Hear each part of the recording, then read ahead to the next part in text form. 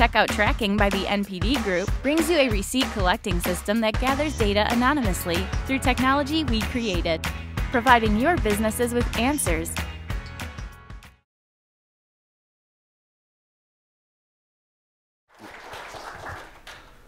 So thank you very much for the introduction. Guys, I'd also, I think now that everyone knows your name, maybe go a little bit in depth into what you guys do at your respective companies, and yeah, talk to the audience. Hey guys, so as mentioned, I head up business development at Storm8. So essentially that includes all of the licensing, all the external negotiations that we do, and including ad monetization as well. It rolls up under my team. I also manage the platform relationships as well, the Apple, Google, and Amazons and Facebooks of the world. Hey, Mike Ouye, run growth at FunPlus, and under growth is user acquisition, marketing, BI, monetization, and also platform relationships. Adam Jaffe. Up until quite recently, I was the VP of marketing at SocialPoint, running all user acquisition from CPI to TV to influencer stuff, as well as sit on the board of a number of small developers around the world, helping them grow in terms of monetization, UA, and whatnot. Hi, Miczaika, COO at Wooga. I don't make games. I try and do a lot of the rest. So mostly growing them, marketing, PR, platform partnerships, customer care, localization, all that stuff. Great, awesome guys. Well, thank you for joining the panel. To start, I want to make this panel as conversational as possible between you guys. I think other than these first two questions where I'd like to have kind of everyone answer, go as more of a conversation, so have a little bit more kind of intimate feel for the group here. So I think to start, when we're talking about building a monetization platform in-house, there's a lot of kind of parts that contribute to monetization in general. So I'd like to hear from you guys, what are all the pieces that you guys put together to make your monetization platform? And then with that, which of those you guys have built in-house, and then which ones you guys are using third-party platforms to help with? I can start. So for Storm8, we're pretty early into the ad monetization, I would say. I think the rest of my panelists probably have much deeper experience than we do. So we, as a company, we've historically been very protective of advertising within our games. We want to protect the user experience. We also want to grow the network as big as possible. But I think over the past couple of years, there have been actually great technology and great implementations where, in terms of what we're hearing and seeing in the market, there's actually a pretty good balance where you could retain your users. You could also offer some advertising for users who may not necessarily ever or want to pay in terms of in-app purchases. So for us, we started earlier this year to really dig in. I mean, I've had conversations over the years with people like David and other companies as well to explore the opportunity. We've done offer walls here and there, but it hasn't been great. But this year, I think there was much more of an attention on rewarded video in particular. I think we heard a lot of great things. We're all game players ourselves, so we see that it's actually a pretty great user experience if you do it well.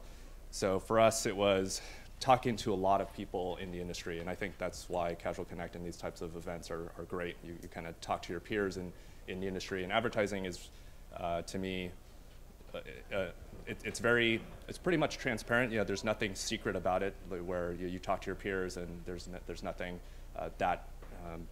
Yes, you can get really sophisticated, but at the same time, everyone. It's a pretty common practice, so it's easy to talk to your peers. So I'd highly recommend that. So I did that a lot earlier this year, talked to other people in the industry, and so we came to the decision in the near term, at least, to partner with a third party. We go with Fyber with our first couple of games to do rewarded ad mediation. And for us, it was in the near term. It was definitely a resource decision. Like engineers are very busy, and we want them to focus on building new games right now. So right now, that was our decision to go with third-party mediation for video. Yeah, for us, I think monetization over the years has changed quite a bit. So for us, FunPlus that is, we kind of partner on particularly mediation is one.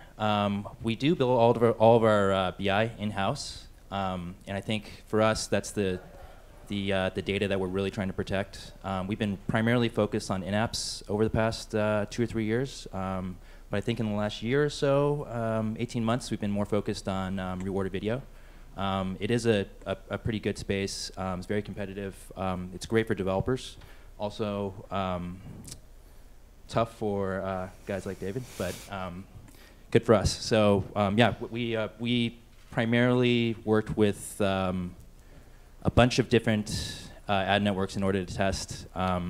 I come from the school of thought, test everything, so we really look at the numbers and kind of drilled on what works best for us. Fantastic. So at Social Point, we took a similar approach in the sense of testing everything. We used initially a waterfall methodology by which we were testing the SDKs of everyone from AppLovin to Fyber to Unity ads, and then ultimately deciding on the optimum CPM. And I believe we're ultimately running with the Fyber mediation simply because it offers that solution to allow you to API in a bunch of different providers and you getting the most fill and whatnot. In terms of the actual implementation of those ads, so we had two different implementations. In one game, we were using simply like a interstitial that pops up, and you get to watch those videos. And in the other one, we took more of a native ad solution. And I think in terms of the building out of your ad monetization platform, the technology is pretty uniform in terms of how you get those ads into your game, but the way that you represent them or you show them to your user base, that can be something that as a developer you need to understand, not just in terms of when to show an ad, but how they see it. And the best example here was that in the game where we just showed the ad, it was okay, we were making good money, but in the other game we created something that was a little like a little house. The users could implement that house into their game, and then it was like a little movie theater. And with less than a third the DAU, it was earning more revenue than the other game because those people were actually wanting to go, they wanted to see the ads. So you have this opportunity now particularly with rewarded video, because it doesn't require a user to actually exit your game. You're sort of just leveraging the power of the view rather than the install in certain cases. And it's a good way to generate decent revenue for you. So in the beginning, we were maybe a bit arrogant, but we thought, it can't be that hard, we'll build our own. And in the beginning, building a simple waterfall mediation solution isn't that hard. But then once you start plugging into reporting APIs, getting eCPMs per country, and so on, it starts getting tricky. And so we went with Fyber for rewarded video and Mopub for interstitials. And the one point which was already mentioned, what you then also need to do is not only look at kind of which mediation platform are you using, but how are you segmenting your users, how are you predicting LTVs, all that kind of stuff, to then correctly integrate the ads into your game. So you need quite a bit of BI around ads as well to really optimize that. Great. And so Adam and Jan specific, so it sounds like when you guys first started, you guys built your own solutions in-house and then moved over. What was kind of the inflection point for you? What was the reason, and kind of when did you realize that say outsourcing this was the right decision?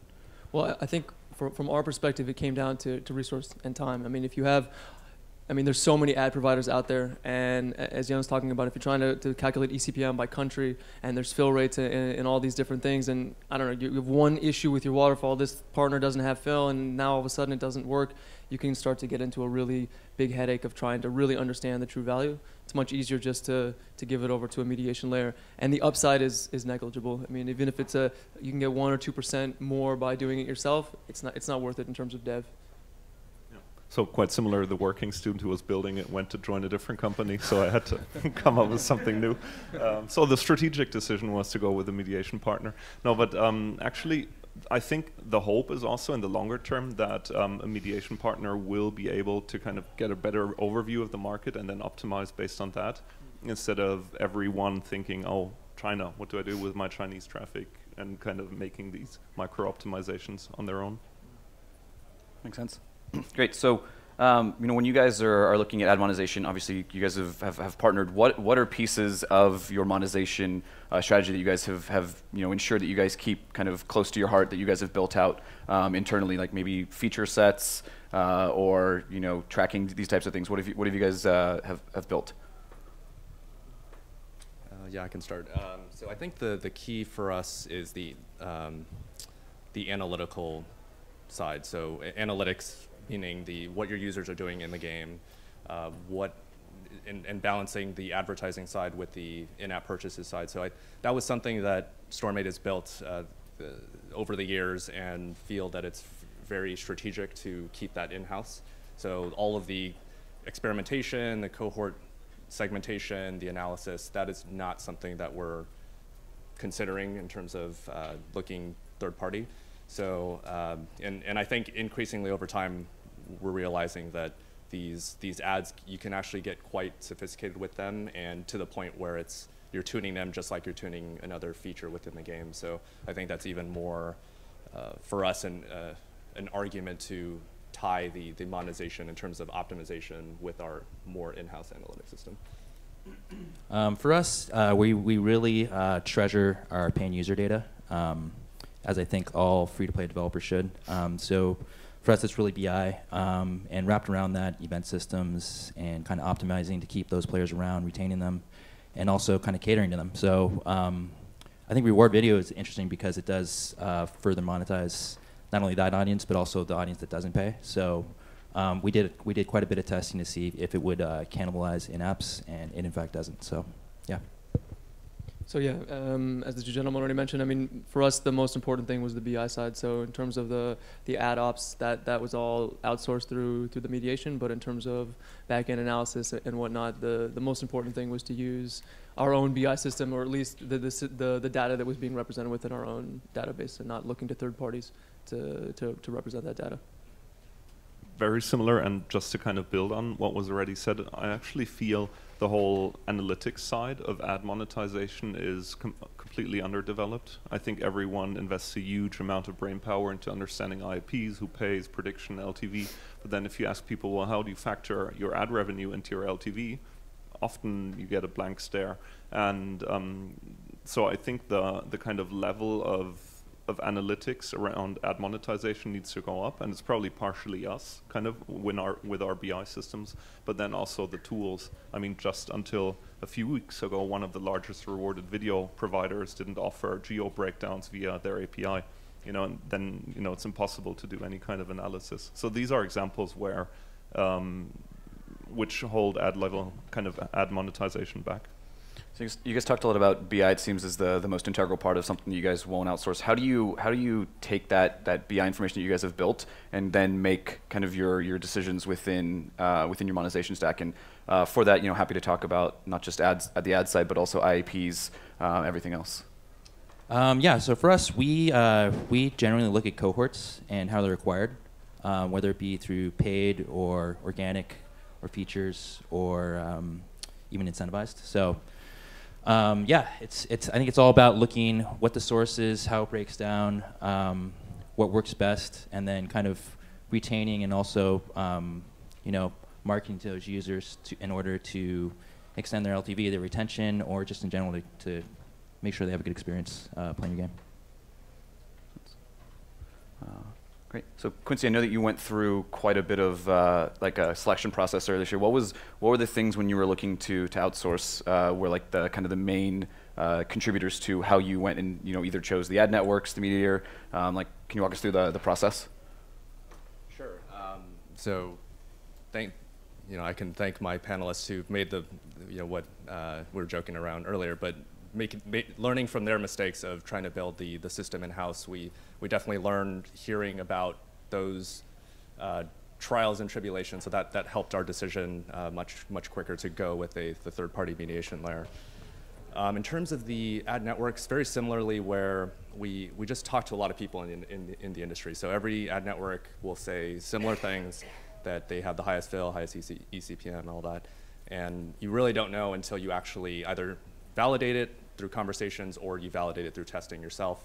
You have to find the balance of the two. Like, you can't just trust what other people say, but then there's only so many resources to test everything. So we, as a business development team, part of our job is to help our studio prioritize the different opportunities. So the first step there is talking to the various ad networks, talking to my peers in the industry, talking to companies like Fyber who are at the platform level, who can actually see a lot of things, which is what Jan was saying is another value-added service for the third-party mediation layer. Great. Did any of you guys have similar different experiences? I think in the end there is no ad network which significantly outperforms all the others. I think it's always based on your audience mix, your geos, what kind of traffic you have. So for example, our games are very casual and very female oriented. So unfortunately, Machine Zone doesn't like the traffic, and so we're a lot more dependent. Yeah, I know. They test it over and over again, and then we get like 3 installs. Yeah. So obviously for us, the audience is very different, and that means the ad networks will be very different, a lot more brand oriented than, for example, someone who has mid-core core users who can sell them for like whatever CPI currently goes to Machine Zone. So I think depending, so depending on kind of your geos and your audiences and your demographics, you just need to try it out. Thanks.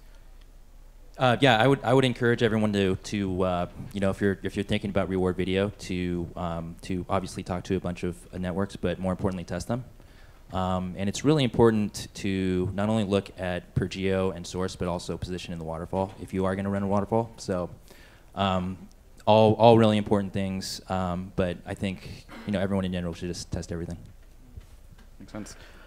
You know, so it seems like we have both a lot of developers. I know there's a lot of entrepreneurs here at Casual Connect. Is there one system that you guys have built internally that you just wish someone would come in and either create something great or make something better than what you guys, you know, have either built yourselves or have used maybe other partners?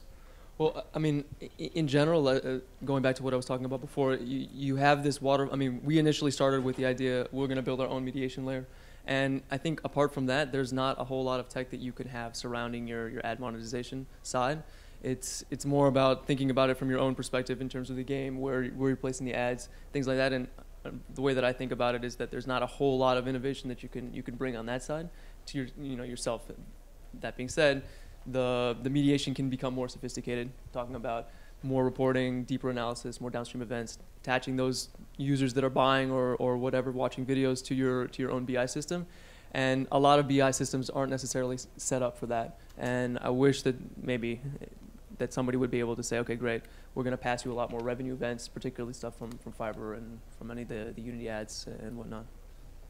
Makes sense. Yeah, the two for us are cost collecting and revenue data collecting. So huge chore, and you know, every ad network is different. Not all of them have reporting APIs. It takes some technical resources. So, but the hard part is you don't really want to share that data with a third party. So, chicken and egg. What would make it so that you would be sort of willing to share some of that data with these different third parties? Like what would need to happen? Yeah, upside or you know, maybe hosted on our AWS server or something like that. Very, very delicate data. So it's not really ad monetization. It's kind of related, but for us, the whole live game operations and events. So that I feel, I mean, you can get tools which do simple stuff like show this minus 50% offer and so on. But like the more interesting things are around. It changes the game, so double XP weekend, social event, something like that. And there it seems to me, at least from what I know, every gaming company is kind of rolling their own system, even though it should be relatively straightforward to build. So that would be, in case there's anyone looking for an idea in the audience, yeah, I'd buy it, maybe.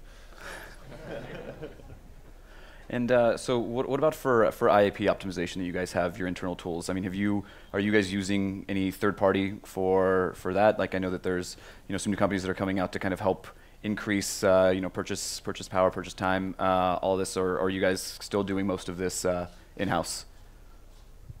We do it all internally, just because of how delicate the paying user data is. In previous companies, we've outsourced that, you know, through companies like Optimove, where you're doing cohort analysis and collecting data. I mean, I don't take the same approach, maybe of the sensitivity of that data. I think that as long as the upside is greater than the potential risk of breaching or whatnot, or if you're, oh God, what's the word? I can't even remember. I'm a little bit jet lagged today, but as long as you've anonymize the data and you're able to, at least on your own side, ingest that information, I think it's all okay in that sense. And so what kind of suggestions would you give to some of the smaller developers out there? You know, you guys have all built your tools, some tools in-house, some outsourced. Like, do you think that these decisions change based off of the size of the company and the resources that you have, and sort of how does that? What kind of suggestions would you give to the audience? Yeah, for sure for me. I mean, I ran a small startup, also worked at some pretty big startups, including FunPlus. I think you got to measure kind of what your focus is. You know, are you making games, are you trying to be a mediation layer? So I think you know, for a smaller company, you really have to focus on what you're trying to do. So I think if you're making games, focus on making games, because at the end of the day, you have a great game. You know, a mediation layer is nice, but if you have a bad game, mediation layer doesn't matter. So, yeah. I would say that in terms of advice, I mean, one of the best implementations that I've seen in terms of ads, and I'll give a shout out to them, but probably they don't need it, is Rovio, and specifically with some of the Angry Bird titles. And one of the things that I always liked about watching them integrate ads was that they built it into the core loop of their game. You know, and they're even reminding you, hey, don't forget, double your XP or double whatever if you're watching these videos. And so they had that as part of their economy from day one. And I think what happens oftentimes is similar to maybe what you guys have experienced is, okay, we're around forever, we've got 1 million DAU, 2% are converting, let's add ads to make some more money. And then all of a sudden, holy crap, we're churning, we got more, it's not working the same way, we're losing money, we're cannibalizing, all of this stuff can happen. And I think it's important if, I mean, we're all here to, okay, we're here to make games, we're here to make money as well. And to have that as initial, like, not front and center, but as part of your roadmap. If we want to integrate ads, we should be thinking about it from day one. And if it's done like that, you can create situations in your game. For instance, places where users are the least likely to churn. And again, look at the new Angry Birds game. They've done a very good job of putting their ads in places where you're almost never going to churn. You're like, hey, you want more and more life to try this level? Like, you're not going to watch that video and then leave, because you know why you're there. You're there to beat the game. So it's an important piece, and everybody should be thinking about that, in my opinion, from the beginning. Great. You know, kind of, I guess on top of that, what are some other like good implementations that you guys have seen of people, you know, using ads as that, you know, people can kind of take as you know, good examples for them to kind of to mimic? Yeah, I think the ones that I've seen, as Adam just mentioned, that is playing Angry Birds 2, I think that it's a very logical, good user experience. You know, you die, you can get an extra. What's interesting is that you get an extra bird, but if you want to pay, then you get 3 extra birds, something like that. So I thought that was kind of interesting, where it's part of the core loop of the game. It's in many ways, as a player, I don't feel it's advertising. It's a very fair exchange. It's okay, I either can pay with real money, or I can use my balance, or I can watch this video and keep going. So that to me is a really strong implementation. That's completely correct, but add on to that, I think one aspect many people don't think enough about is the rewards you're actually giving. Because, I mean, you have to think about, for example, player progression. You know, if it's a super high-level player, maybe the 10 coins you're giving him won't make a difference. Or can you maybe trigger in-app purchases through your reward, that you give him like a small taste of what the in-app purchase will be as a reward for watching the video. And so I believe placement in the game and integrating it into the core loops is critical. But then also, once someone's done it, how was the experience for this person? I would just go back to the example I gave in the beginning with what we did between Dragon City and Monster Legend. I think implementation of a native variety is always going to be better. It may not be exposed to as many people, but those who actually are going after the video and actually want to see it, they're going to come back more often, and you'll end up making more money in the long run. At least that's what we found. Yeah, we've actually seen on our platform 2 people that have launched, actually taken down like the number of videos that they're allowing users to watch, and actually seeing overall revenue increase just by doing certain types of unique integrations, especially finding kind of like that user at the aha moment when they desperately need something. So makes sense. How, like Jan, you were talking about how you guys have done a lot of optimization on placements. I guess how have you? Are you guys taking this from like the immediate game design when you guys are first launching, or is it more after you guys launch, taking kind of internal data, or how do you guys go about this? Yeah, it's a fundamental problem, and for people like us who try and get ads into games, it's often not a fun one, because to be honest, the product teams, they don't, it's not very high on their priority list to optimize the ad integration, and they want to build features that increase retention and maybe also in-app purchases. But ads, especially if you're interstitials, rewarded videos are better for that, but especially interstitials don't get a lot of applause, I'd say. And that now, if you're telling someone, hey, I really like your prototype, where are you going to integrate ads into it? That's an even more difficult decision to have. So I think as suits, in a way, the theory would be let's start super early, let's think about how to get it into the core game loops. In practice, the earlier you can get into the concept or into the prototype, the better it is, but I think it's not realistic to be there by day one. So you'll always be scrambling in a way to find a as good as possible implementation within the limits of what you have.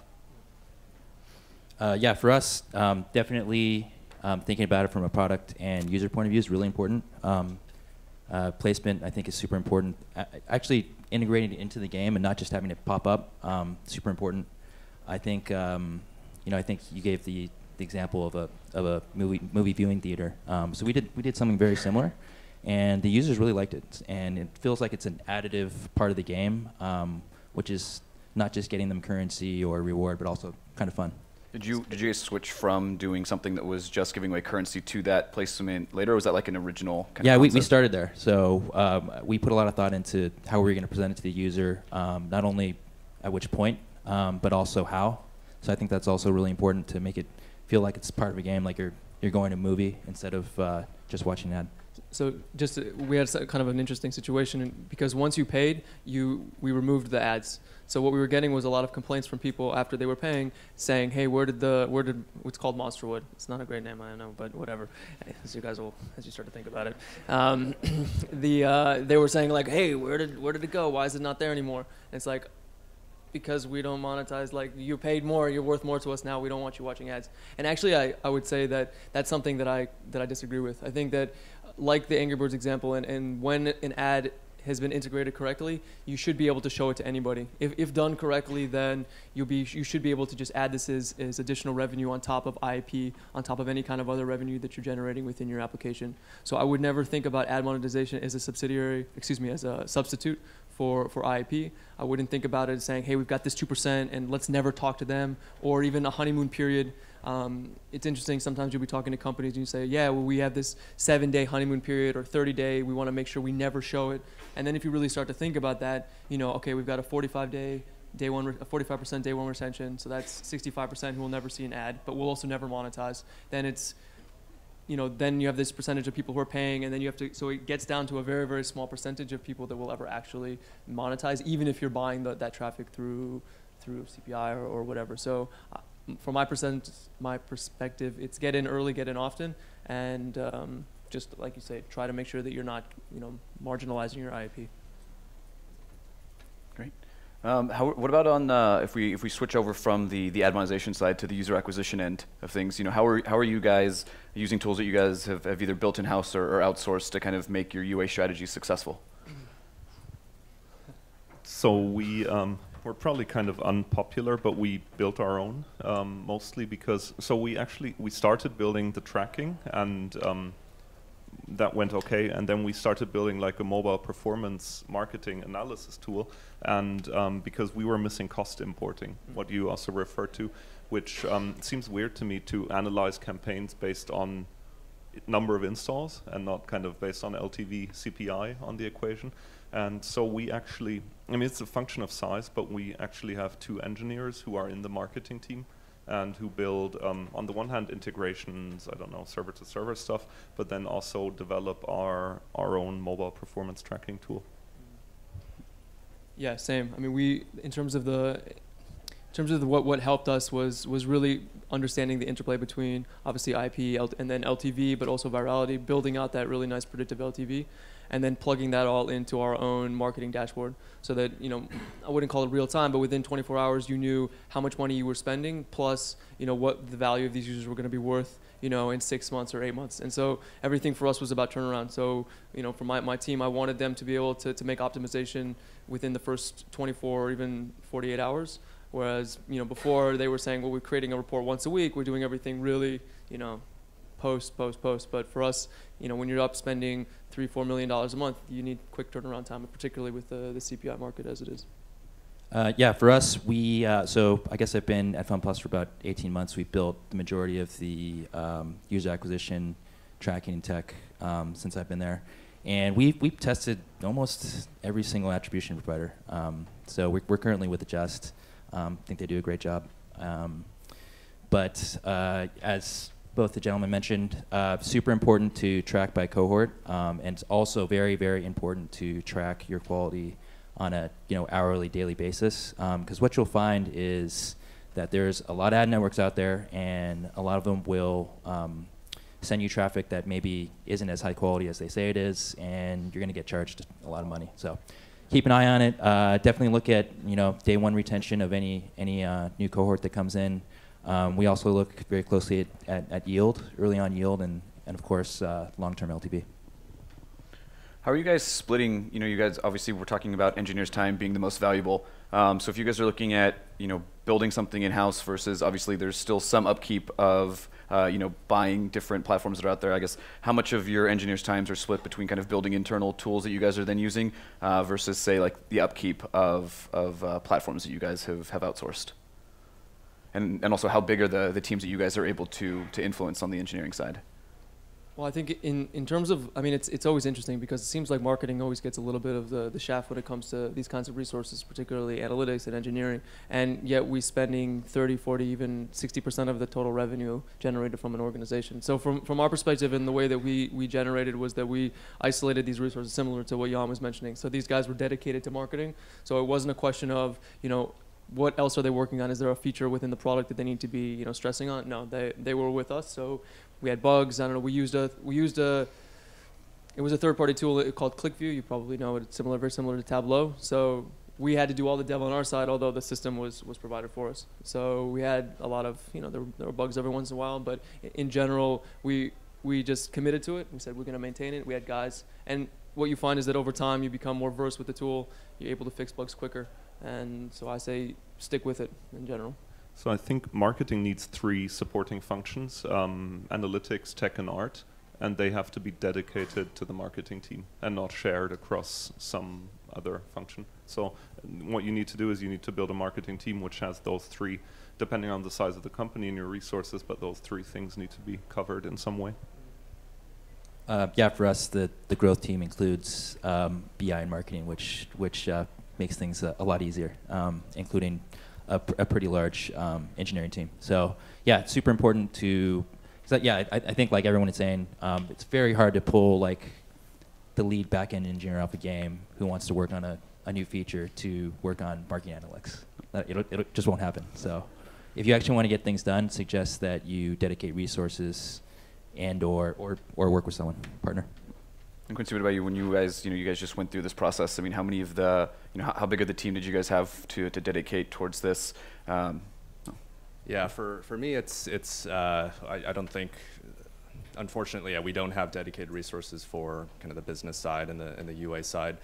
But I think the way that makes my job harder, but it also I think that therefore there's a lot of expectations on me to do a lot of upfront research beforehand. So in the case of ad monetization, this is why I spent months researching this, is because for every hour that the engineers are spending on something, we have to get a pretty high confident return on that. So in this case, there was not a dedicated team per se. It was the way we approached it was, okay, let's test it in our first set of games. So we had the first 2 iOS games that just shipped about a month ago, and that engineering team, the way we generally move is we have these kind of flights of resources so we have trains of resources that work on different features depending on how they slot and when they get freed up. So we're able to get a certain train of resources to do the ad monetization test and implementation, and just for those specific games. But also, yes, we try to think towards the future and build a common layer in case it did work, that we can potentially deploy it faster in future games. But unfortunately for me, which makes my job difficult, and I will quote Jan when I go back to my company, that yes, we should get dedicated resources for my function. And what about the platforms, the engines that you guys use? Are you guys using third-party engines? Have you guys built your own? Game engines? Yeah, game engines. Yeah. So we're primarily on Unity and Cocos 2X. Okay. Well, yeah, Unity as well. We built quite a lot of backend stuff because once you have a portfolio of games, that starts making sense. And we've started to build our own components within Unity. So, for example, isometric kind of city view is something which we need over and over again. So we've put that into like a package. Yeah, but in general, we don't. So we use Unity and no other kind of engines. And how often do you guys build upon, I guess, like the third-party platforms that you use? So it sounds like with Unity, you guys are building certain pieces. I mean, is it normally when you look at a third-party platform, you kind of just take it as is, or most of the third-party that you guys use, do you guys build upon those as well? Well, I can say that in the case of Social Point, there was always some sort of customization that went into it.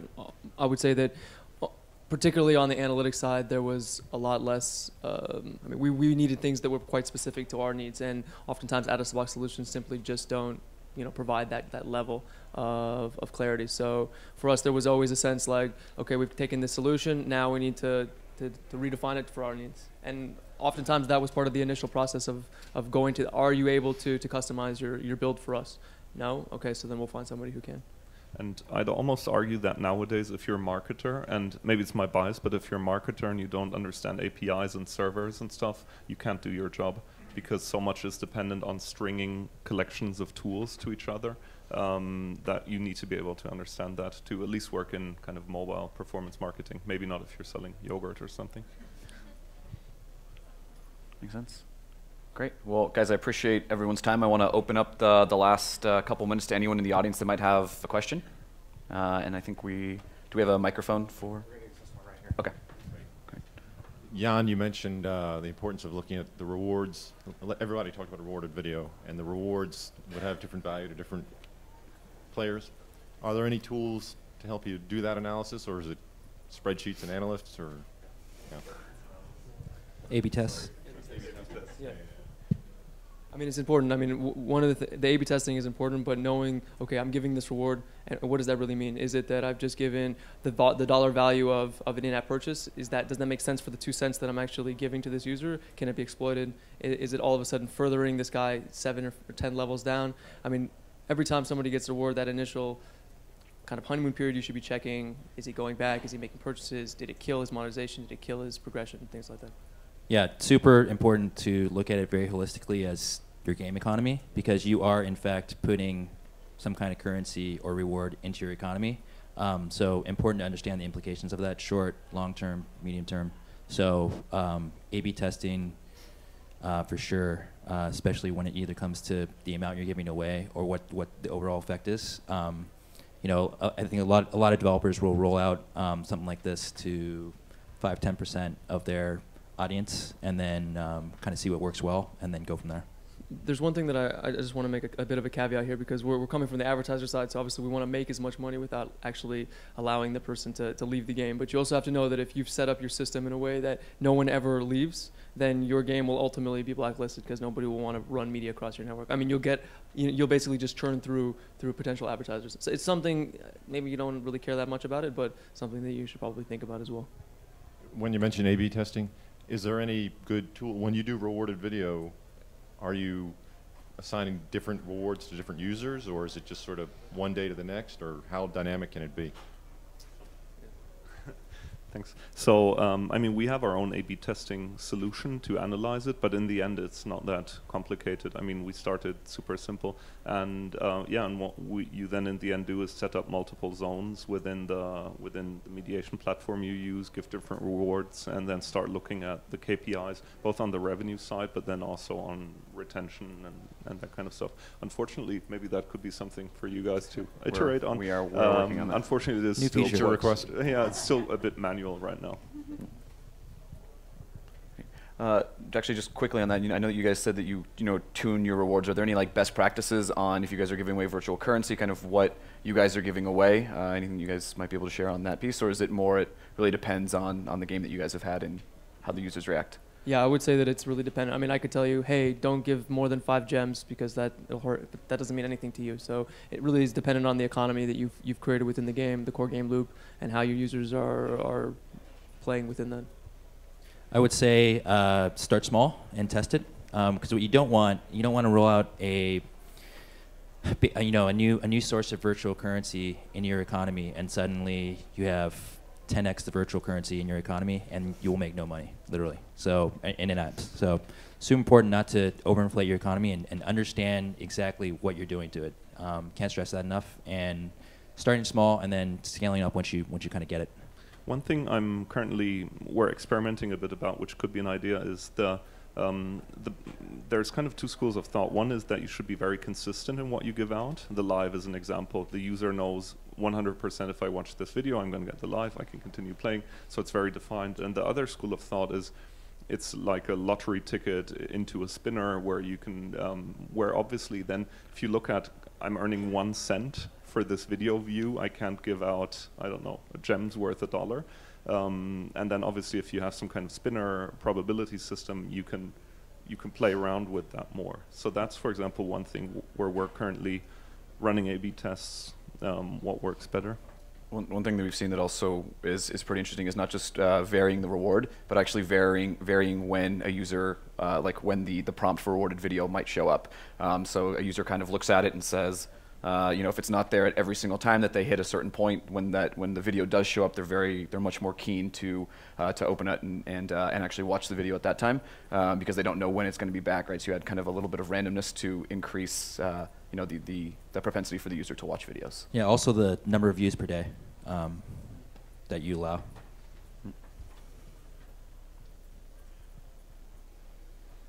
Any other questions from the audience?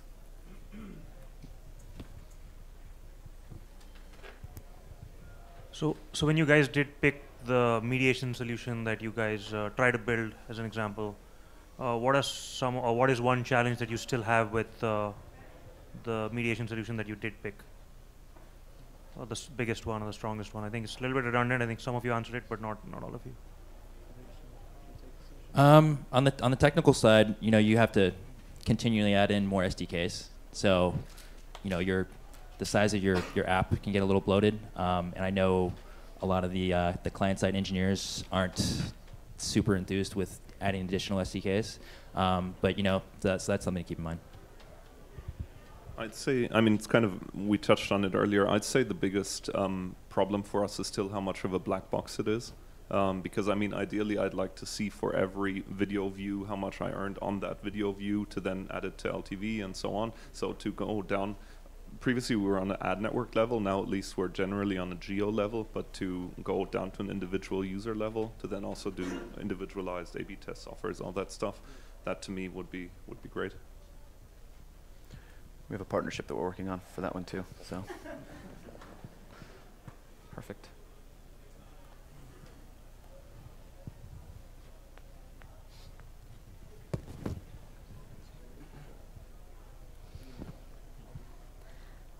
My question is, when you look at monetization, both from the perspective of advertising as well as LTV measurement, do you look at your players from the portfolio view or single game view? So examples being, I have these different types of games. I'll acquire users cheaper if in this game, and then I'll try to cross-promote them to another game. And then also from the perspective of LTV measurement, looking at this particular player, or across the board, my players monetizing these types of games. Well, no. I mean, we look at it on a game level. I don't think many companies are doing it across game. Yeah, I guess we might be one of the few that are very network centric. So Storm8 is very much from the beginning to now very network centric. So when we do look at LTV, we're trying to get even better, but yes, we do look at it at a portfolio level, network level, but also a game level too, right? Like there are game-specific dynamics you have to be careful about. That was mentioned earlier on the panel, right? You have the economy that are game-specific, but there are network benefits like cross-promotion and other social virality and engagement that we also factor into LTVs. If there are no more questions, then I think Great. That's about it. Thank you so much for your time. Thank you. Thank you, panelists. Thank you, guys.